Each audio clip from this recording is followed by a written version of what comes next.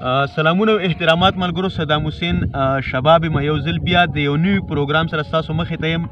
نن زه په شینګس سیمه کې یو ځای دی، کم ټایم کې به چې مخکې حکومتي ځواکونه اوسېدل، ماڼۍ ورته وایي. موږ هغلته ناست یو څه ملګري نور د مخکې نه دلته ناست وو، ګیم یې کوله، ډو یې کوله. نو موږ دلته کې راوختو. ډېر ښکلی لوکیشن دی، ډېر ښکلی ځای دی. مخامخ چې کوم غر موږ ته په نظر راځي، دې ته سرکۍ وي، او شاته کوم غر چې دی دې ته شینګس وایي، کوم چې دواړه یو ځانګړی تاریخ لري. د دې ښکلي لوکیشن نه زه غواړم چې تاسو ته یو کلام وړاندې کړم، او د روایتو تر مخه د کلام نه مخکې زه تاسو ته یوه ټپیزه وړاندې کوم.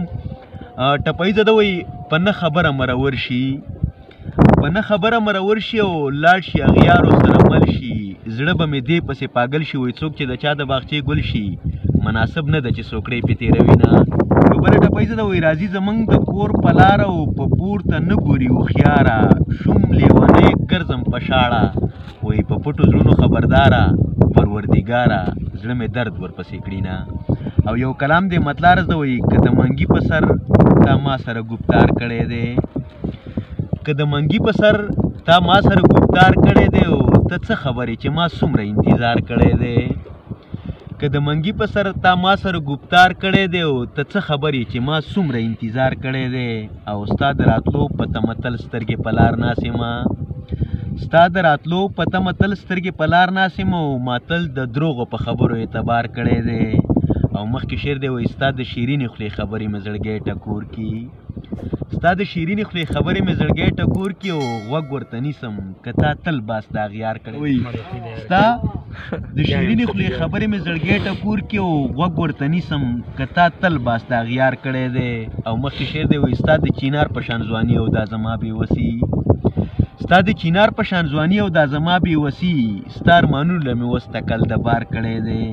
او مخکې شعر دی وایي: ای د خپل حسن د غرور په بام ختلي یاره، ای د خپل حسن د غرور په بام ختلي یاره، ای د خپل حسن د غرور په بام ختلي یاره، ما سره تک دې په هر لاره د انکار کړی دی.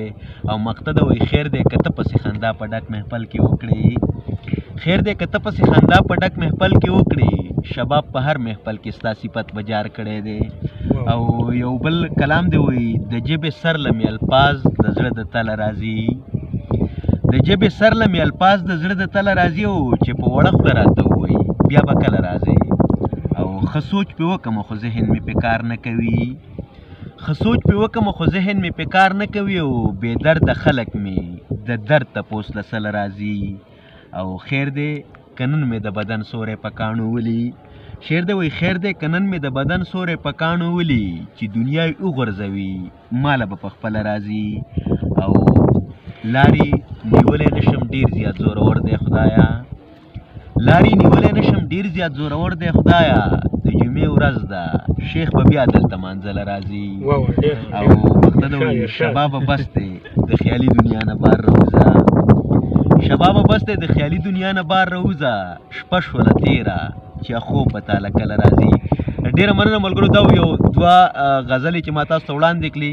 خو دا ځای ډېر ښکلی او د غره یو سر کې ناست یو، ماڼۍ ورته وایي، کوم چې څه ټایم مخکې به دلته حکومتي ځواکونه پاتې کېدل د دې مقصد دپاره چې دا د خلکو حفاظت وکړي، ویې ساتي. خو حالانکې هغه حکومتي ځواکونو خلک نه ساتل، بلکې موږ به هغوی ساتل. نو نن دلته هغوی دا ځای پرېښی دی، دلته څه ملګري ناست وو، ګپ شپ یې هم لګوو. دا ډېر ښکلی ځای دی، د ښکته دې را ټوله علاقه د دې نه ډېر په بانډګۍ حیاتي مانو ډېره ته ښکاري، ټوله ډېر ښکلی ځای دی. د دې نه موږ تاسو ته یو کلام وړاندې کوو. زه امید کوم چې دا کلامونه به ستاسو خوښېږي. ډېره مننه.